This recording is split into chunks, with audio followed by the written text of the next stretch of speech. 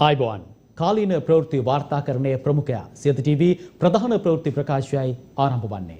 අද දිනේ ඊටම අභිමානවත් වූ දිනයක්. ත්‍රස්තවාදයෙන් රට මුදාගත් ඒ අභිමානනීය දිනය අද දවසේදී අප ජාතික උත්සවයක් ලෙස සමරනු ලබනවා. එම 12 වන සැමරුම මේ වන විටත් බත්තරමුල්ල ජාතික රණවිරු සැමරුම් ස්මාරකයේ අභියසදී පැවැත්වෙනවා. ඒ පිළිබඳ තොරතුරුත් අපි ප්‍රවෘත්ති විකාශය තුළින් ඔබ වෙත ගෙනෙන්නට සූදානම්. මම උදේශාන් ඉඩමගෙදර ප්‍රථමයෙන් අවධානය සිරස්තල වෙත.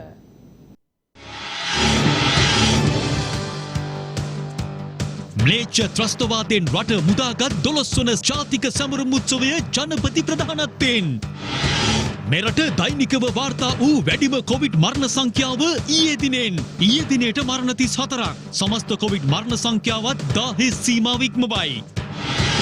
අකණ්ඩව 10 වන දිනටත් මෙරටින් 2000 ඉක්ම වූ කොවිඩ් ආසාදිතයින් පිරිසක්. කෑගල්ලේ ඇඟලුම් කර්මාන්ත ශාලාවක කොවිඩ් පොකුරක්. තවත් පාර්ලිමේන්තු මන්ත්‍රීවරයෙකුටත් කොරෝනා. වසංගතය තවම සමාජගත වී නැහැ. විශේෂඥයින් කියයි. වාර්තා වනවාට වඩා දෙගුණයක් පමණ රෝගීන් සමාජයේ ඇති. රාජ්‍ය ඇමති සුදර්ශනී කියයි. කොවිඩ් මර්ධනයට ජාත්‍යන්තර වශයෙන් සිදු කරන ප්‍රතිකාර ක්‍රම ශ්‍රී ලංකාවට කඩිනමින් ලබා ගැනීමට විශේෂඥ කමිටුවක්. විදේශ රටවල සිට පැමිණෙන කිසිදු ගුවන් යානයකට මැයි මාස 21 වනදා මධ්‍යම රාත්‍රියේ සිට 31 වනදා දක්වා ශ්‍රී ලංකාවට ගොඩ බැසවීමට අවසර නැහැ. සිවිල් ගුවන් සේවා අධිකාරිය පවසයි. ගැබිනි මාතාවන්ට කොවිඩ් මර්ධන එන්නත ඇයි තවමත් ප්‍රමාද? පෝට් සිටි පනත් කෙටුම්පත පිළිබඳ පාර්ලිමේන්තු විවාදය ඇරඹෙයි. ඡන්ද විමසීම හෙට. පෝට් සිටි ව්‍යාපෘතියෙන් මෙරට තරුණ තරුණියන්ගෙන් 75%කට රැකියා අවස්ථා. අගමැති කියයි. රට පාවා දෙන පෝට් සිටි පනත සම්මත කර ගැනීමට ඉඩ දෙන්නේ නැහැ. ජවිපේ අවධාරණය කරයි. ප්‍රථම අවධානය දේශීය පුවත් වෙත. යුද ජයග්‍රහණයේ 12 වන ජාතික සැමරුම් උත්සවය අද පස්වරුවේ ආරම්භ වුණා. බත්තරමුල්ල ජාතික රණවිරු ස්මාරකයේ අභියසදී අද පස්වරුවේ ආරම්භ වූ උත්සවය මේ වන විටත් පැවැත්වෙනවා. යුද ජයග්‍රහණයේ 12 වන සැමරුම් උත්සවය අද පස්වරුවේ ආරම්භ වුණේ ජනාධිපති ගෝඨාභය රාජපක්ෂ මහතාගේ ප්‍රධානත්වයෙන්. බත්තරමුල්ල ජාතික රණවිරු අනුස්මරණ ස්මාරකයේ අභියසදී පැවැත්වෙන මෙම සැමරුම් උත්සවය සෞඛ්‍ය මාර්ගෝපදේශවලට අනුව සීමිත පිරිසකගේ සහභාගීත්වයෙන් පැවැත්වෙනවා. ඒ අනුව මෙම සැමරුම් උත්සවයට ප්‍රථමයෙන් පැමිණියේ ත්‍රිවිධ හමුදාපතිවරුන් සහ පොලිස්පතිවරයායි. සවිමත් වුණු ශ්‍රී ලාංකීය ඉතිහාසය ශක්තිමත් කළ නූතන පරපුරේ වීරයන් වෙනුවෙන් අප සියලු දෙනාම මේ අභිමානවත් උත්සවය වෙනුවෙන් ශ්‍රී ලංකා ගුවන් හමුදා අධිපතිතුමන්ගේ සම්ප්‍රාප්තිය ශ්‍රී ලංකා ගුවන් හමුදා අධිපති ආමාශය සුදර්ශන පතරණ මැතිතුමන් දැන් මේ සැමරුම් උත්සව භූමියට සම්ප්‍රාප්ත වුණා. රණවිරු සැමරුම් භූමිය වෙනුවෙන් පැමිණියේ ශ්‍රී ලංකා නාවික හමුදා අධිපතිතුමන් ශ්‍රී ලංකා නාවික හමුදා අධිපති වයිස් අද්මිරාල් නිශාන්ත උළුගේතන මැතිතුමාගේ සම්ප්‍රාප්තියයි අප දකින්නේ. අභිමානවත් ජාතික රණවිරු දින සැමරුම වෙනුවෙන් දැන් සම්ප්‍රාප්තිය සිදුවන්නේ යුද්ධ හමුදා අධිපතිතුමන්ගේ ආරක්ෂක මණ්ඩලික ප්‍රධාන සහ ශ්‍රී ලංකා යුද්ධ හමුදා අධිපති ජෙනරාල් ශවේන්ද්‍ර සිල්වා මැතිතුමාගේ පැමිණීමයි දැන් සිදුවනු ලබන්නේ. ආරක්ෂක අමාත්‍යාංශයේ ලේකම් හා රාජ්‍ය ආරක්ෂක හා අපදා කළමනාකරණ රාජ්‍ය අමාත්‍යාංශයේ ලේකම් ජෙනරාල් කමල් ගුණරත්න විශ්‍රාමික මැතිතුමාගේ පැමිණීම.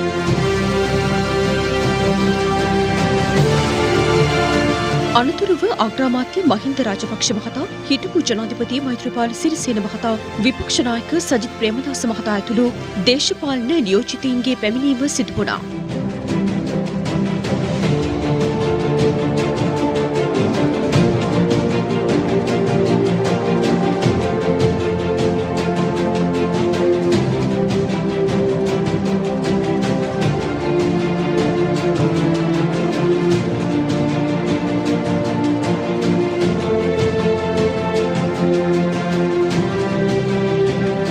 ගරුඅග්‍රාමාත්‍ය මහින්ද රාජපක්ෂ මැතිතුමා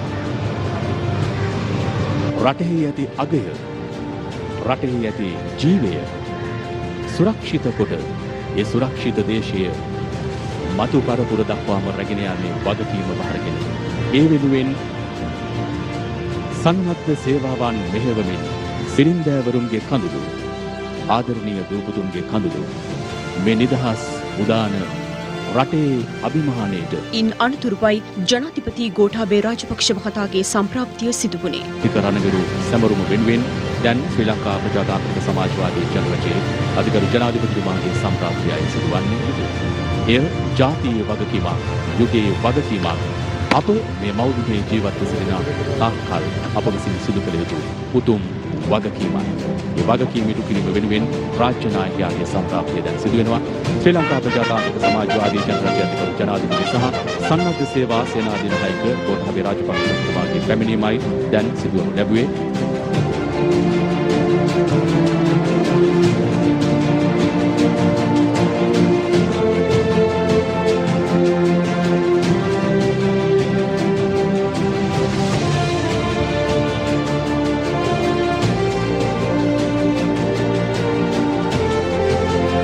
යුද්ධයේදී මියගිය රණවිරුවන් සිහිපත් කරමින් රණවිරු ස්මාරකයට පුෂ්පෝපහාර දැක්වීම ඉන් අනතුරුව සිදු කෙරුණා.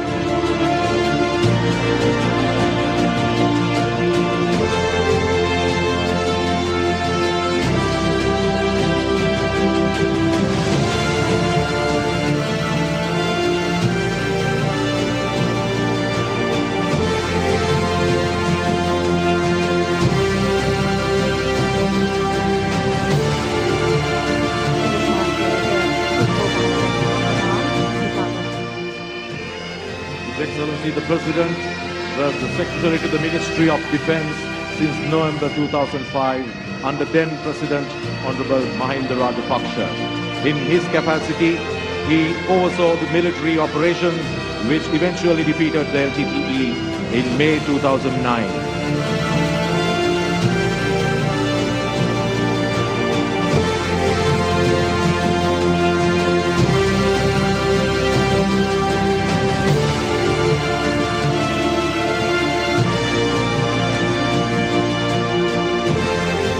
For his bravery in the battle, he was awarded the decorations of gallantry, Rana Vikrama Padakkama and Rana Sura Padakkama. He was awarded Deshaputra Sammanaya for his critical injuries in the battle, along with many other service medals over his 20 years of illustrious service. And in the history of Sri Lanka, His Excellency Mahinda Rajapaksha's name will be written in golden letters as the father who made freedom to the nation.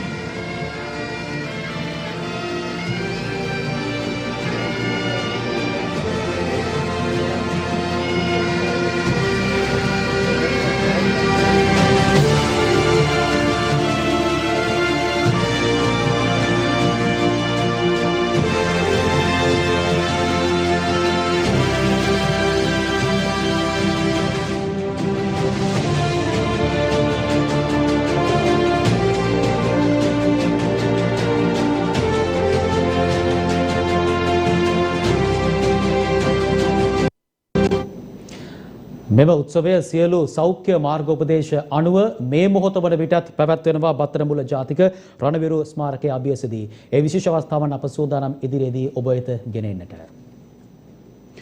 අප දැන් සූදානම් වන්නේ රට තුල ව්‍යාප්ත වී පවතින Covid වසංගතයේ තත්ත්වය පිළිබඳ තොරතුරු වාර්තා කරන්නට.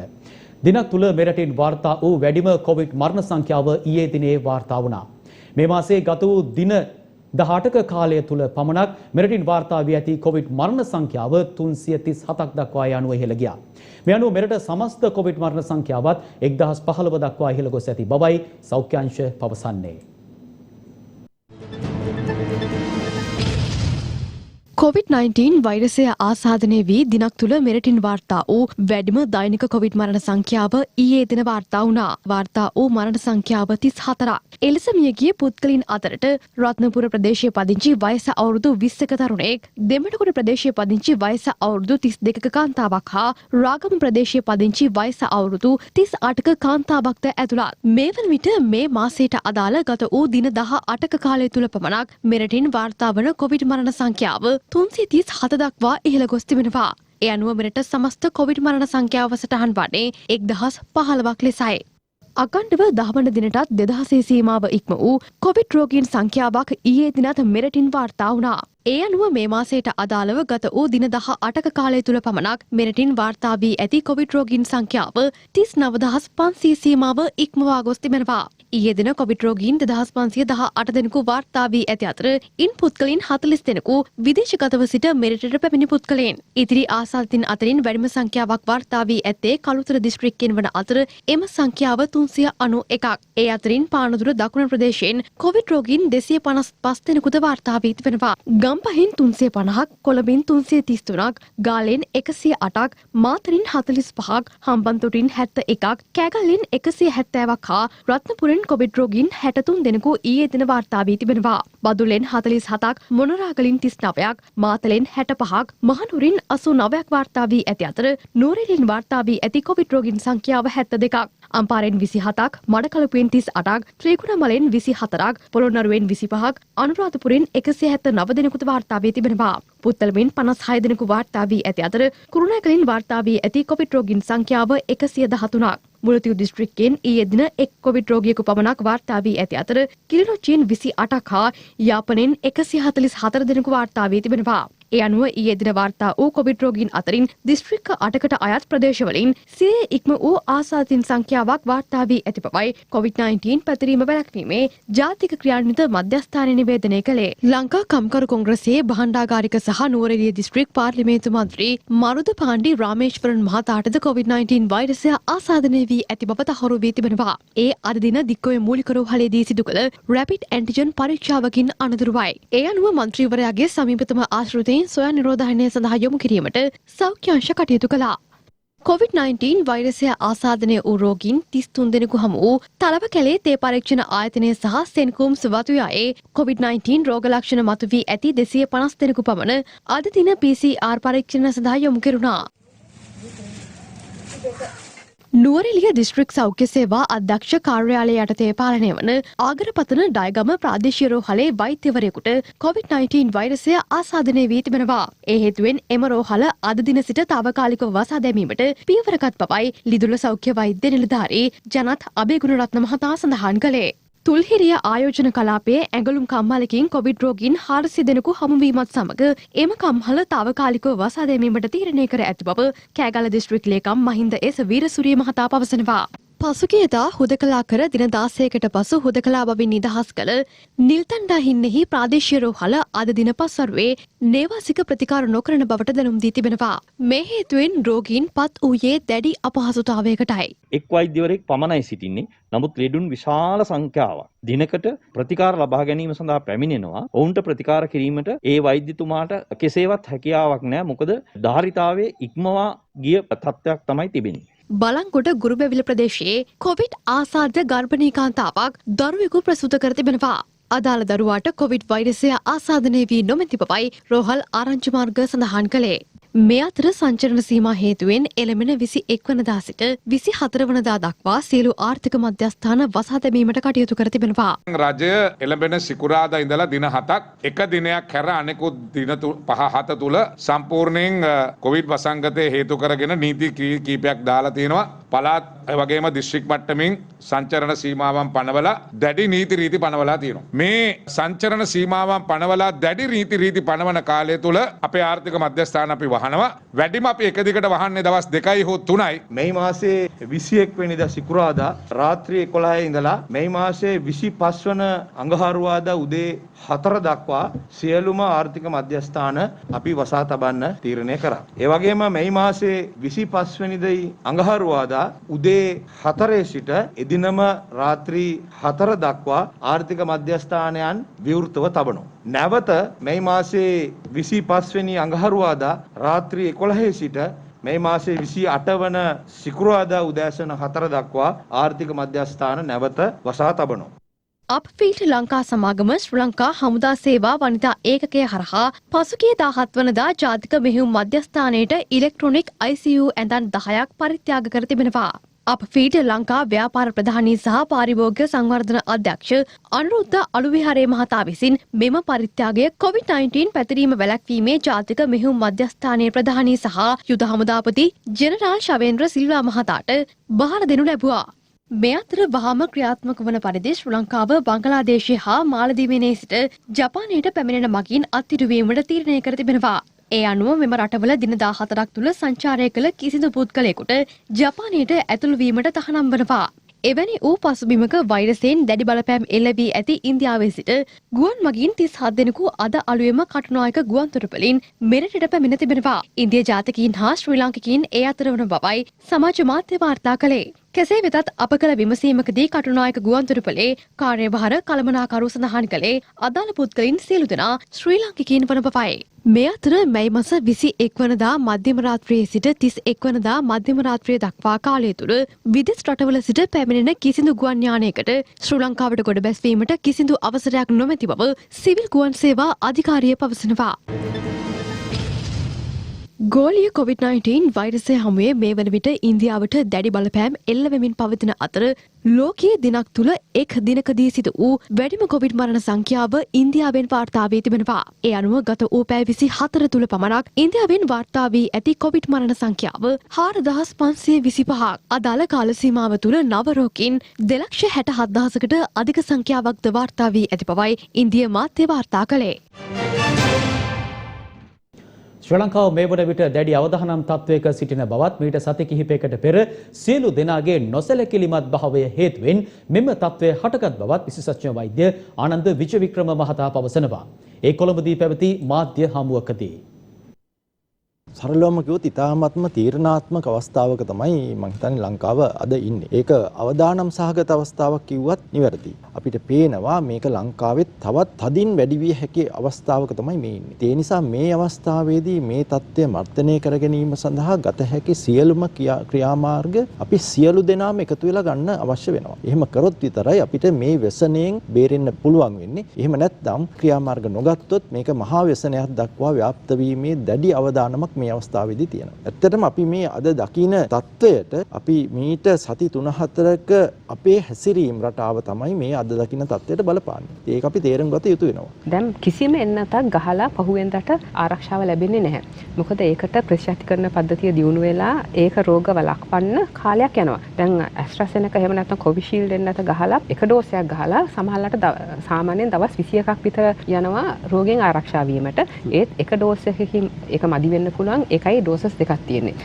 නැතුව රෝගය වැළැක්වීම සම්පූර්ණයෙන්ම නවත්තන්නේ නැහැ. එතකොට කවුරු හරි හිතනවා නම් මම ඊයේ නැත ගත්තා දැන් අද ඉඳන් මම බය වෙන්න ඕනේ නැහැ කියලා ඒක ඊටමත් මිත්‍යා විශ්වාසයක් සහ මුලාවක්. ඉතින් එතකන් Tamanට රෝගය වැළඳෙන්නත් පුළුවන්. Taman ආසාදිතයෙක් වෙලා අනිත් අයටත් රෝගය පතුරවන්න පුළුවන්. ඔබ කොවිඩ් රෝගයෙන් හෙළුණ කෙනෙක් නම් එහිදී එන්නත ලබා නොසිටීම සිදු නොකළ යුතුයි. එහිදී එන්නත් ලබා ගැනීමෙන් මගින් ඔබගේ ඒ ප්‍රතිශක්තිය වැඩිවීමක් සිද්ධ වෙනවා. ඒ හින්දා එයත් අපි ඉල්ලා සිටිනවා කොවිඩ් රෝගය තිබුණත් ඔබ ඉල්ලා ඒ එන්නත සුව වීමෙන් පසුව එම එන්නත ලබා ගැනීම සිදු කර යුතුයි කියන එක. අපිට අද වෙනකොට වාර්තා වෙලා දෙනවා ගර්භණී මව්වරු 5 දෙනෙක් කොවිඩ් ආසාදනය නිසා මිය ගිහින් තියෙනවා මේ 3 වෙනි රැල්ලත් සමග. වෛරසය වෙනදට වැඩි ටිකක් ශීඝ්‍රව ආසාදනය වෙනවා.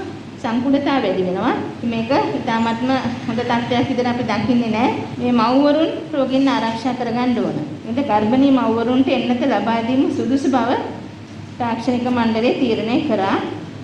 අපි දන්නා මේ අවස්ථාවේදී එන්නත් අපි ළඟ බහුලව නැහැ. ඉතින් ඒකෙන්ද එන්නත් ලැබීමත් එක්ක බලලා වඩාත්ම සුදුසු වෙන්නත මොකද්ද කියලා තීරණය කළා. එන්නත් ලබා දීමේ ක්‍රමවේදය ආරම්භ කිරීමට බලාපොරොත්තු වෙනවා. නැවත මේ තත්ත්වය සමනය වෙමින් ගිහිල්ලා ඔක්තෝබර් මාසයේ ආය රෝගීන් මතුවෙනකොට දෙවන රැල්ල කියලා කිව්වා. සමහර කෙනෙක් කිව්වා නෑ එහෙම නෙවෙයි ඇත්තටම රැල්ලක් හැටියට ආවේ ඔක්තෝබර් මාසෙ කියලා. ඒ ගැන සලකලා බැලුවොත් අපි දන්නවා ඒ රැල්ල වැඩි වෙලා ගිහිල්ලා අප්‍රේල් මාසෙ වෙනකොට අඩු වුණා. නමුත් අවුරුද්දෙන් පස්සේ ආය වැඩි වුණා. අන්න ඒකට දැන් තුන්වෙනි රැල්ල කියලා කියනවා. මේකේ අපිට ඉලක්කමකින් එහෙමත් නැත්නම් තැනකින් වෙන් කරලා මේ රැල්ල කොයි පළවෙනි රැල්ලද දෙවෙනි රැල්ලද තුන්වෙනි රැල්ලද කියලා කියන්න අමාරුයි. නමුත් අපි බලන්න ඕනේ මොනම ආකාරයකින් හෝ තවත් රැල්ලක් එන එක නවත්තන එකයි. කොවිඩ් මර්ධනයට ජාත්‍යන්තර වශයෙන් සිදු කරන ප්‍රතිකාර ක්‍රම ශ්‍රී ලංකාවට කඩිනමින් ලබා ගැනීමට විශේෂඥ කමිටුවක් සෞඛ්‍ය අමාත්‍ය පවිත්‍රා වන්‍යාරච්චි මහත්මිය විසින් පත් කර තිබෙනවා. COVID-19 රෝගය ලෝකයේ ආක්‍රමණය කරපු මුල් කාලේ වගේ නෙවෙයි. මේ සඳහා ප්‍රතිකාර කිරීමට නව ඖෂධ වර්ග, නව ප්‍රතිකාර ක්‍රමවේද, නව එන්නත් වර්ගවල පර්යේෂණ කටයුතු වල අවසාන වකවානුවේ තිබෙන්නේ. නිසා ලෝකයේ කොහේ හෝ ස්ථානයක ජාත්‍යන්තර ඖෂධ නියාමන ක්‍රමවේදයන්ට අනුව මේවා නිපදවලා තිබෙනවා නම් ඒවා සම්බන්ධයෙන් සොයා බලා කඩිනමින් වාර්තාවක් ඉදිරිපත් කිරීමට විශේෂඥ වෛද්‍ය කමිටුවක් මා විසින් පත් කරනු ලැබුවා. මෙම කමිටුවෙන් ලබා දෙන නිර්දේශ අනුව මෙම රෝගය මර්ධනය කිරීමට නිපදවනු ලබන ඖෂධ, නව ප්‍රතිකාර ක්‍රමවේද සහ එන්නත් ඊටාම කඩිනමින් ඇනවුම් කිරීමයි අප මෙයින් බලාපොරොත්තු වෙන්නේ. මහා බ්‍රිතාන්‍යයේ සායනික මට්ටමේ පවතින කැනඩාවේ නිපදවන ලද ඉන්නේරලයක් ඉන්දියාවේ මෙම කොවිඩ් වෛරසය ප්‍රතිජනනය වීම වැළැක්වීම සඳහා නිපදවන ලද ඖෂධය. ඒ වගේම ඕස්ට්‍රේලියාවේ මේ සඳහා නිපදවා ඇති ඖෂධය වැනි කාරණා ගැන සොයා බලා වෛද්‍ය විද්‍යාත්මක නිර්දේශ මෙම කමිටුවෙන් ඉතා ඉක්මනින් ලබා ගැනීමට අපි බලාපොරොත්තු වෙනවා. වසංගත රෝග විද්‍යායකගේ විශේෂඥ වෛද්‍යවරු අතර කොරෝනා මර්ධන කාර්යයන් නිසි ලෙස බෙදී නොගොස් ඇති බැවින් එම වෛද්‍යවරුන් විඩාවට පත්ව ඇති බව රජයේ වෛද්‍ය නිලධාරීන්ගේ සංගමය පවසනවා. එයද කොළඹ පැවති මාධ්‍ය හමුවකදී.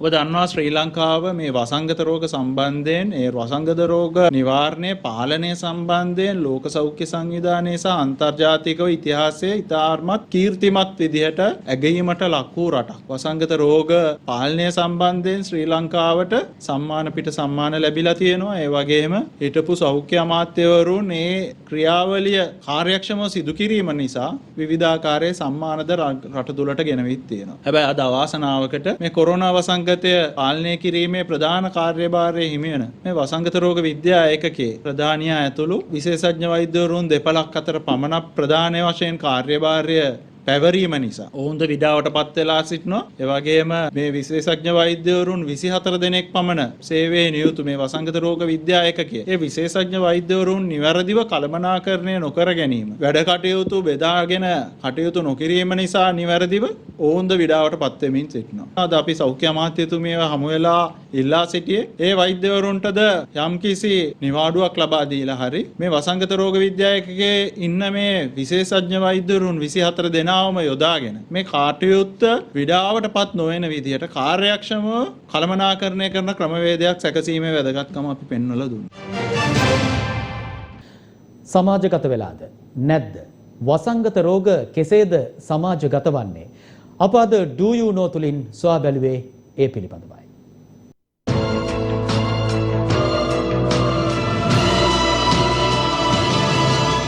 Do You Know? Do You Know තුලින් අපි අද කතා කරන්නේ වසංගත සමාජගත වීම පිළිබඳවයි. වසංගත විද්‍යානුකූලව සමාජගත වීම යනු ආශ්‍රිතයින් හෝ මූලාශ්‍රයන් සොයාගත නොහැකිව රෝගීන් වාර්තා වීම ලෙස ගැනෙනවා.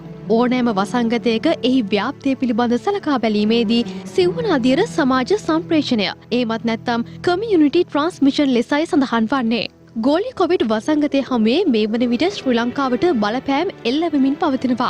රට තුළ සංචරණ සීමා පනවමින් පවතින තත්ත්වය පාලනය කිරීම සඳහා පියවරගෙන ඇති පසුබිමක වසංගතය තවතුරටත් සමාජගත වී නොමැති බව ඇතැම් විශේෂඥයින් ප්‍රකාශ කිරීම විමතියට කරුණක්. අපිට සමාජගත වීමයි කියන වචනය පාවිච්චි කිරීමට තරමට සාධක නැහැ.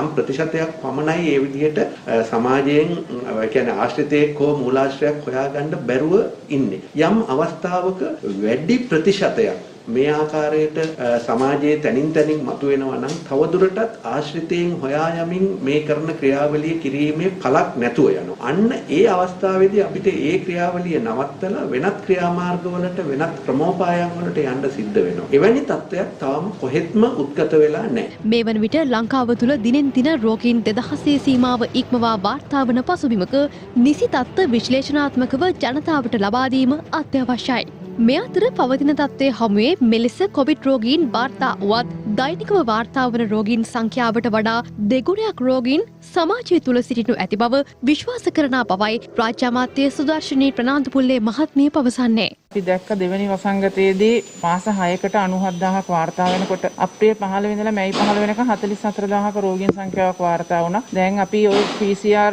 25000ක් කරලා 2300 ගණන් පොසිටිව් වෙනකොට ඒ හා සමානව නෙමෙයි ඊට වඩා මෙතන දෙගුණයක් තුන්ගුණයක් සමාජයේ ඇති කියලා හිතනවා රෝගීන්. ඉදිරි කාලය තුළ අපි වගකීමෙන් රටේ ජනතාව ගෙවල් වලට වෙලා ඉඳලා තමුන්ගේ සංචරණය තමුන්ම සීමා කරගත්තේ නැත්නම් මේක විශාල වශයෙන් පැතිරෙන්න පුළුවන් ව්‍යසන තත්ත්වයක් දක්වා යන්න පුළුවන්. දැන් අපි දකිනවා අද මරණ අද වැඩි වෙලා ඊයේ 30 ගණක් මිය ගිහිල්ලා තිබුණා. මරණ සාමාන්‍යයෙන් වෙන්නේ ලෙඩේ හැදිලා සති 3-4ක් විතර යනකොට. එතන ඉස්සරහට මරණ සංඛ්‍යාවත් වැඩි වෙයි කියලා හිතනවා. රෝගීන් සංඛ්‍යාව වැඩි වෙයි කියලා හිතනවා.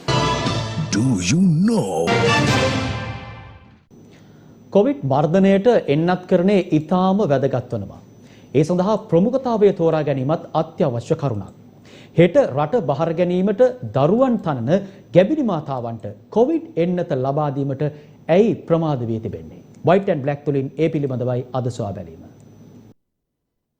White and Black අද විශේෂ අවධානය අපේ රටේ අනාගතය.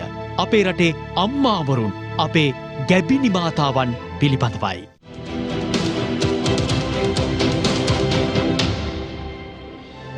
නොකරපු නොවිච්ච දේවල් ගැන විවේචනය කර කර ඉන්නවත්, කරපු දේවල් ගැන උදම් අනමින් සතුටු වෙන්නවත් කාලයක් නෙවෙයි අපිට දැන් ඉතිරි වෙලා තියෙන්නේ.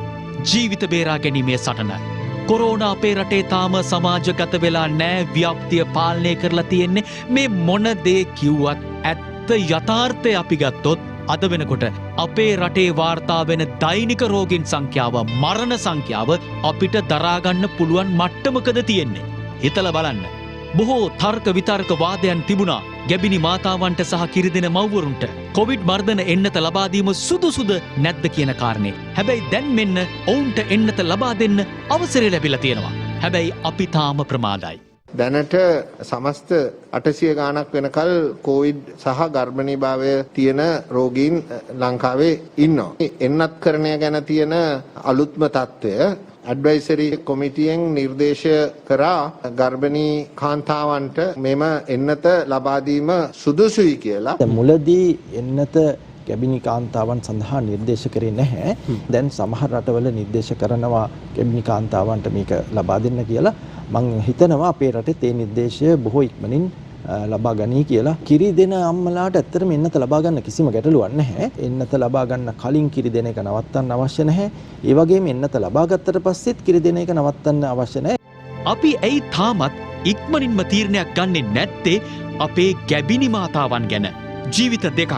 ඇතැම් අම්මාවරුන් නිවුන් දරුවන් බිහි කරන්නට ඉන්නවා. ඒ කියන්නේ ජීවිත 3-4ක්. දැනටම ඉතාම අවාසනාවන්ත විදිහට අපේ රටේ ගැබිණි මව්වරුන් 5 දෙනෙක් අපිට අහිමි වෙලා කොවිඩ් නිසා.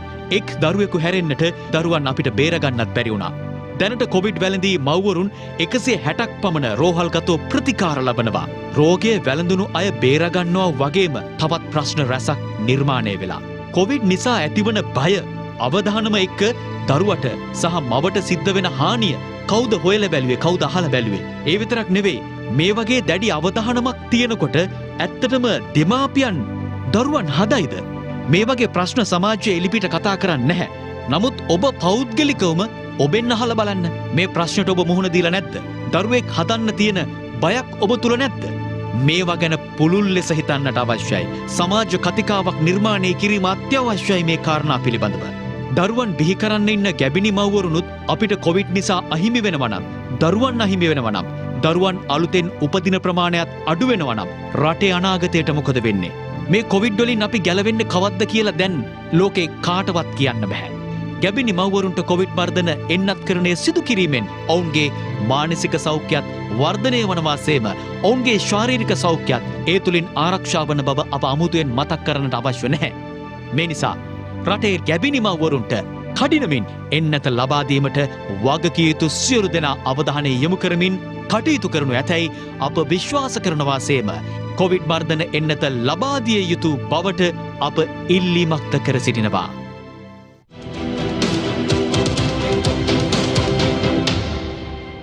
කොළඹ වරායනගර ආර්ථික කොමිෂන් සභා පනත් කෙටුම්පත පිළිබඳ පාර්ලිමේන්තු විවාදය අද පෙරපුරුවේ ආරම්භ වුණා. එහිදී අග්‍රාමාත්‍ය මහින්ද රාජපක්ෂ මහතා විසින් විශේෂ ප්‍රකාශයක්ද සිදු කරනු ලැබුවා.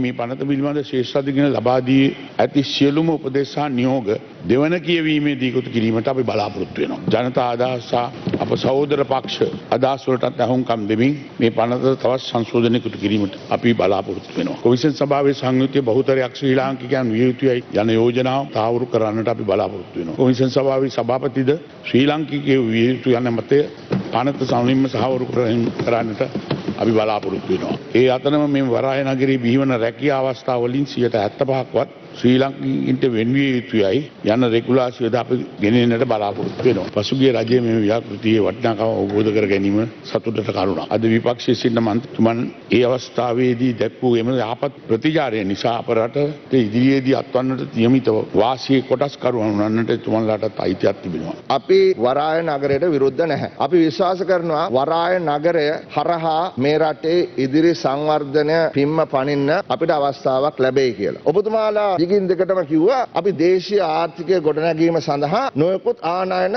සම්බාධක පිහිටවනවා. ගිය ආණ්ඩුව කාලේ සිංගප්පූරුව සමග වෙළඳ කිවිසුමක් අත්සන් කරන්න ගිය අවස්ථාවේදී ඔබලා විපක්ෂයේදී කිව්වා මේක කරන්න එපා. මොකද සිංගප්පූරුවේ කට්ටිය ලංකාවට ඇවිල්ලා අපේ රැකියාව ගනි. නමුත් දැන් ඔබලා මේ කරන කෙටුම්පත හරහා කිසිම සම්බාධකයක් නැතුව ඕනෑම විදේශිකයෙක්ට මේ කලාපයේ ඇවිල්ලා වැඩ කරන්න පුළුවන්. පසුගිය රජය මේ කටයුතු අනවශ්‍ය ලෙස නතර කරපු නිසා ඒ අයට වන්දියක් ගෙවන්න සිදු වුණා. ඒ වන්දිය වෙනුවට රජයට ලැබිලා තිබෙන භූමි භාගයෙන් හෙක්ටයාර් 28ක් ලබා දෙන්නට සිදු වුණා මේ චීන සමාගමට. වරාය නගරයේ තිබිච්ච වැඩබිම මුඩුබිමක් බවට පරිවර්තනය කරා. අද විපක්ෂයේ ඉන්න යහපාලන ආණ්ඩුවත් එක්ක හිටපු නායකයෙක් අපේ සැලසුම් වල තිබුණේ ගරු කතානායකතුනේ මුළු භූමියේ තුනට බෙදන්න. එක කොටසක් චීනේ සමාගමට, දෙවැනි කොටස ශ්‍රී ලංකා රජයට, තුන්වෙනි කොටස පොදු කටයුතු වලට. අවුරුදු 3ක විතර මේක නවත්තලා අධිකරණයට යන්න ගියා ඒ සමාගම. අන්න ගිහිල්ලා සාකච්ඡා කරලා කිව්වා වැඩිපුර අපි හෙක්ටයාර් 28ක් දෙන්න. තමුන්නාන්සලා බලයට ආවේ රටේ ඉඩම්මයිතිය තියාගන්නවා කියලා. යන්තම් අපේ ආණ්ඩුව 99 අවුරුදු බද්ද කරගෙන ආපු එකක් ආපහු සින්නක්කරයට විකුණන්න යන්නේ. මේ කොමිසමට පත් කරන්න ලංකාවේ තනතුරු තියෙන අය ජනාධිපතිට ඕන විදියට තමුන්නාසලට පත් කරන්න පුළුවන් ද්විත්වපුර වැසියෙක් සහ විදේශිකයෝ 6 දෙනෙක්. වරාය නගරයේ චීන කොලනියක් වෙනවා, වෙනම රටක් වෙනවා යනාදී වශයෙන් ලතෝනි නගනවා. විපක්ෂයට අභියෝගයක් කළා පනතේ කුමන වගන්තියෙන්ද මේක චීන කොලනියක් වෙන්නේ, කළු සල්ලි සුදු කරන තිප්පලක් වෙන්නේ කියලා කරුණාකරලා අපිට කියන්න කියලා. තාම නම් කියාගන්න බැරි වුණා. මහ කොළඹ ආර්ථික කොමිසම සකස් කරපු අයම අද මූදගොඩ කරලා හදපු බිමක වරාය නගරයේ සෑදීමට විරුද්ධ වීම මේ සියවසේ ලොකුම විහිළුව විදියට පන්නම් කරනවා. මේ විපක්ෂයේ කණ්ඩායමෙන් අහන්න කැමති කොතනද තියෙන්නේ පොලිසියට ඇතුළට යන්න බෑ කියලා. ඇතුළේ තියෙන ඕනෑම සිවිල් නඩු කතා කරන්නේ අපේ අධිකරණ පද්ධතිය තුල මිසක් වෙනම අධිකරණ. ඔබතුමා එහෙනම් මේ පනත කියන්න කොතනද තියෙන්නේ මේ පෝර්ට් සිටි පනත සම්බන්ධයෙන් ජාතික ආරක්ෂාව ඔබතුමා පනතක් හදද්දී කෙටුම්පතක් ගෙනෙද්දී රටේ තියෙන හැමදේම දාන්නේ අදාළ වෙන්නේ නැත්නම් අන්තිම පිටුවේ දානවා මෙන්න මේ පනත් අදාළ නැහැ කියලා. දැන් ඔබතුමාලා පහුගිය කාලේ තප්පුලුවේ මොනවාද? මේක හරි, මේක හොඳයි, මේක හොඳයි, මේක හොඳයි කියලා. හැබැයි 75න් 26න්ම ශ්‍රේෂ්ඨාධිකරණයෙන් කියනවා මේක රටේ ව්‍යවස්ථාවට අනුකූලයි කියලා. මේ පාවා දීම සඳහා තමයි මේ පෙරමුරුපත් සකස් කරලා තිබුණේ. එක රටක් එක නීතියක් කියාගෙන ආපු කට්ටිය දේශ සීමා දාලා ශ්‍රී ලාංකික පුරවැසියන්ට යන්න බැරි වෙන නීති ගෙනාවේ මේ එක රටක් නීති දෙකක් හින්දාද කියලා අපි අහන්න කැමතියි. පහුගිය ටිකේ ගත්ත පනත් ගත්තොත් සෑම පනතක වගේම ශ්‍රේෂ්ඨාධිකරණයේ මතේ ප්‍රකාශ කළ තියෙනවා. අපි ඒක ගැන සතුටු වෙනවා. අපේ රජයේ යටතේ අධිකරණයේ ස්වාධීනත්වය සාක්ෂාත් කරපු අවස්ථාවක් හැටියට මේ නඩු තීන්දුව අපිට ගැන අපිට ආඩම්බර වෙන්න පුළුවන්. 25කට 3න් 2ක් ඕනේ. 9කට ජනමත විචාරණයකුත් ඕනේ කියලා තියෙන්නේ මේ පනත විවස්ථාවට අනුකූල නැති නිසා. පසුගිය සතියේ වෙනකම් පත්තරවල දැන්වීම් දාලා කිව්වේ මේක ඉතා හොඳයි, හොඳ ව්‍යාපෘතියක් කියලා. ඔව් හොඳ ව්‍යාපෘතියක්. නමුත් මේ පාලනය කරන ක්‍රමය තමයි අපිට ප්‍රශ්නේ තියෙන්නේ. 69 ලක්ෂයක් ඡන්ද දුන්නාට පස්සේ අපේ රටේ විවස්ථාව ආරක්ෂා කරනවා, රට රැක ගන්නවා කියලා තමයි බලයට ආවේ. මෙවැනි පනතක් තුලින් පාර්ලිමේන්තුවෙන් දෙන්න පුළුවන් ද බලයක් මේ රටේ කොටසක් පාලනය කරන්න විදේශිකයන්. මේකේ කැසිනෝ ආරම්භ කරන්න පුළුවන්. කැසිනෝ ආරම්භ කරන්න අවුරුදු 40ක බදු සහන දෙනවා. දේශීය ව්‍යාපාරිකයෙකුට තමන්ගේ තියෙන හම්බ කරලා තියෙන ඩොලර් වලින් මේක ආයෝජනය කරන්න බෑ. ඒක විදේශ වලින් ගේන්න ඕනේ. සමගි ජන බලවේග විදියට අපි සංශෝධන 7ක් ඉදිරිපත් කරලා තියෙනවා. ඒ සංශෝධන 7ට රජය අනුමත කළොත් ඒකට සහයෝගය දුන්නොත් අපිට මේ පන්තට සහයෝගය දෙන්න පුළුවන්. අද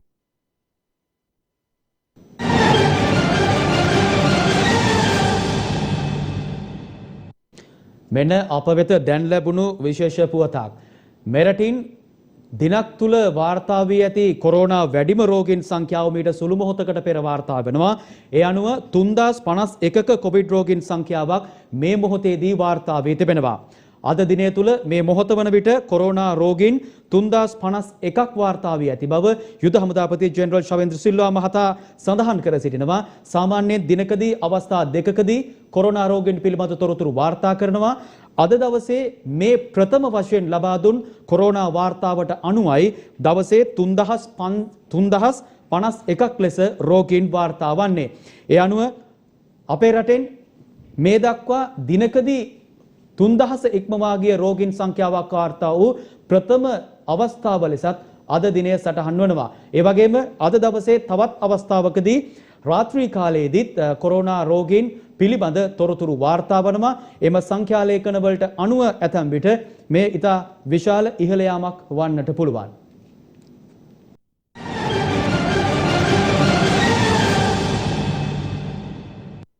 රට පාවා දෙන පෝර්ට් සිටි පනත සම්මත කර ගැනීමට ඉඩ ලබා නොදිය යුතු බව ජනතා විමුක්ති පෙරමුණේ පාර්ලිමේන්තු මන්ත්‍රී විජිත හේරත් මහතා පවසනවා.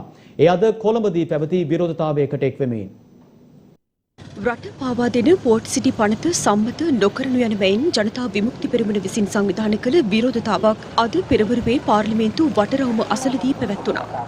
ඇඟපත වේදනාව දැනෙනවා. වැලිමිටි ඇතුළු පසින් දුම් පැටි සහ ආර්ථිකාර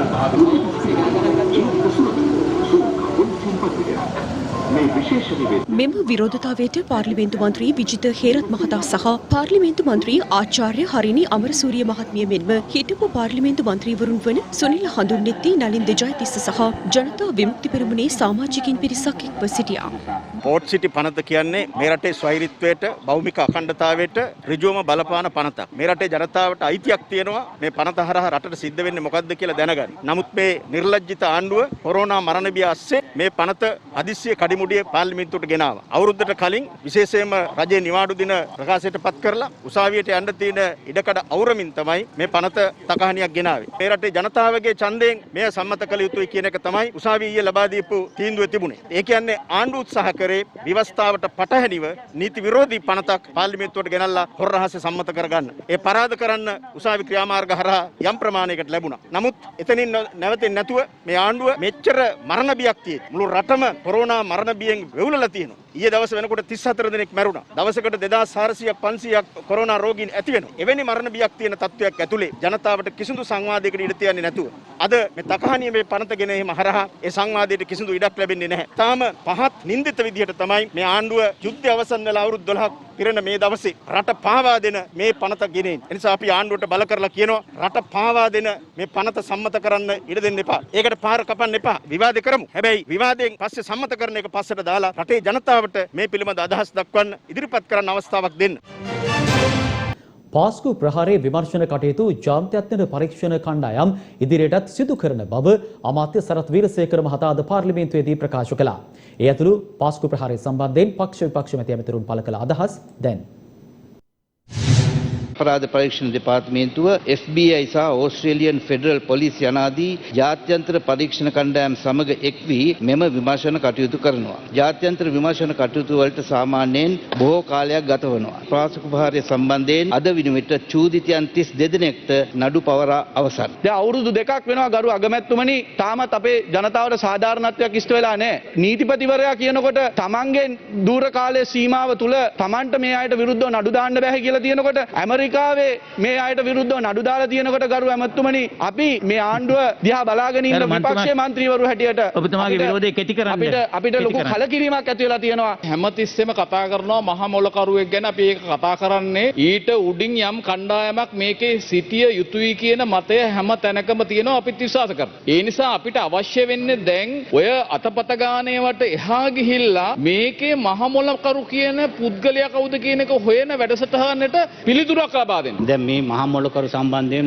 මාත් මගේ කතාවේ සමහර දේවල් කිව්වා. කරුණාකරලා එපන හොයලා බලන්න. විශේෂයෙන්ම ඉස්රේලියානු බුද්ධ සේවාව මේ පිටිපස්ස හිටියාද කියන එක පිළිබඳව සාධක තියෙනවා. ඒක ජනාධිපති කොමිසම් වාර්තාවෙනුත් තියෙනවා. අවුෆර් මවුලවී කියන පුද්ගලයා මේ අන්තවාදය වතුරවලා තියෙනවා. අපි කියන්නේ ඒ නින්දිත ක්‍රියාවලිය හරහා මොළ සුද්ධ කරපු අන්තවාදී පිරිස පාවිච්චි කරලා මේ ක්‍රියාමාර්ගය මෙහෙවපු අයව හොයාගන්න. මේ කතා කරන සියලු දෙනාම යහපාලන රජයේ හිටපු මන්ත්‍රීවරු ඇමතිවරු යහපාලන රජයේ මේ සහරාන්ව 2018 දී අත්අඩංගුවට ගන්න කියලා රාජ්‍ය බුද්ධි අංශය කියනකොට කිසිම අධ්‍යාත්මික ගත්තේ නැහැ. ගත්තනම් මේ කිසි දෙයක් වෙන්නේ නැහැ. බොහොම වැරදි කතාවක් සරත් වීරසේකර මැතිතුමා කිව්වේ. අපි අරන් තියෙන්නේ සහරාන්ට විරුද්ධ විවෘත වරෙන්තුව. මෙතුමන්ලාවෙන් පස්සේ නැවැත්තුවා. තමුන්නාන්සලා මේක වෙන තැනකට ගෙනියන්නේ. තමුන්නාන්සලා තමයි මේකේ කුමන්ත්‍රණකාරයෝ. මෙරට සිටින යුරෝපා සංගම් තානාපතිවරුන් සහ විදේශ අමාත්‍ය දිනේෂ් ගුණවර්ධන මහතා අතර හමුවක් සිදුව තිබෙනවා.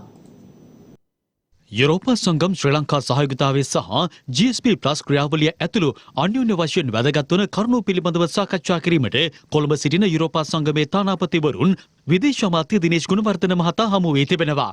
ඒ විදේශ අමාත්‍යාංශයේදී මෙහිදී සාකච්ඡාවට භාජනය වූ සෙසු කරුණු අතර කොරෝනා වෛරසයට එරෙහිව රටේ වැඩිහිටි ජනගහනය එන්නත් කිරීමේ ජාතික ක්‍රියාකාරී සැලැස්ම තුළ ශ්‍රී ලංකාව ඇතුළු රටවල් විසින් COVID-19 එන්නත් සඳහා සමාන ප්‍රවේශයක් ලබා ගැනීම සඳහා වන කොවැක්ස් පහසුකම සඳහා යුරෝපා සංගමේ දායකත්වය ලබා දීමටද එකඟතාවය පළ කර තිබෙනවා. ශ්‍රී ලංකාව සහ යුරෝපා සංගමය අතර පවතින බහුවිධ සහයෝගිතාව විදේශ අමාත්‍යවරයා සාදරයෙන් පිළිගනු ලැබුවා. 2001 වසරේ ජනවාරි 25 වන දින පැවති යුරෝපා සංගම් ශ්‍රී ලංකා ඒකාබද්ධ කොමිෂන් සභා රැස්වීම පිළිබඳව පසු විපරම් ක්‍රියාමාර්ග සම්බන්ධයෙන්ද මෙහිදී සාකච්ඡා වී තිබෙනවා. ශ්‍රී ලංකාවේ යුරෝපා සංගමේ නියෝජිත කණ්ඩායමේ තානාපති ඩෙනිස් ජයිබි මහතා, ප්‍රංශ තානාපති එරික් ලැව්ටු මහතා, ඉතාලි තානාපති රේටා මැනෙල්ලා මහත්මිය, නෙදර්ලන්ත තානාපති ටැන්ජා ගොන්ඩ්‍රිප් මහත්මිය, ජර්මන් තානාපති හෝල්ගර් ස්වෙබර් මහතා සහ රුමේනියාවේ කාර්යභාර නිලධාරී වික්ටර් හියුඩ්ජර් මහතා මෙම රැස්වීමට සහභාගී වී තිබෙනවා. කලාපීය සහගිතා රාජ්‍ය අමාත්‍ය තාරක බාලසූරිය මහතා, විදේශ ලේකම් අද්මිරාල් මහාචාර්ය ජයනත් කොළඹගේ මහතා සහ විදේශ අමාත්‍යාංශයේ ජ්‍යෙෂ්ඨ නිලධාරීන්ද මෙම සාකච්ඡාවට එක්ව සිටියා.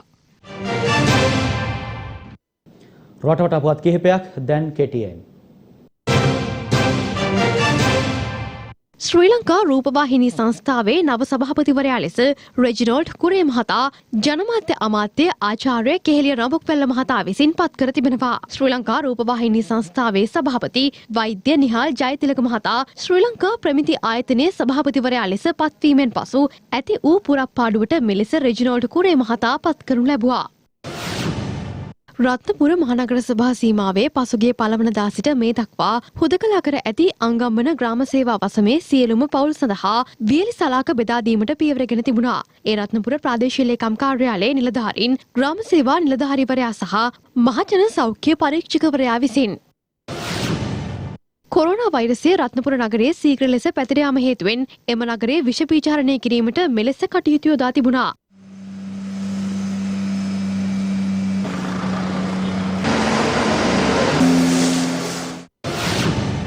හුදකලා තත්ත්වයේ පවතින දමුල්ල නගරයේ පොහොරන් වැව ග්‍රාම නිලධාරී කොට්ටාසේ පවුල් 627කට රජය විසින් නොමිලේ ලබා දෙන සහන මළු බෙදා දීමේ වැඩසටහනක් ක්‍රියාත්මක කර තිබෙනවා.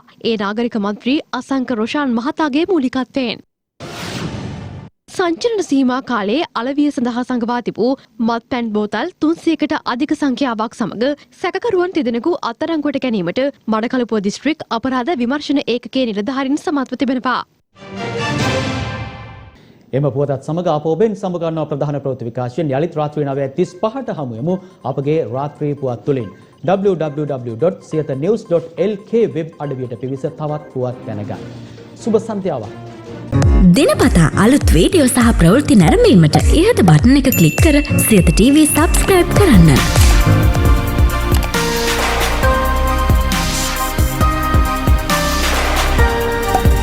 අලුත් වීඩියෝ ගැන මුලින්ම දැනගන්න මෙම සීනුව ක්ලික් කරන්න.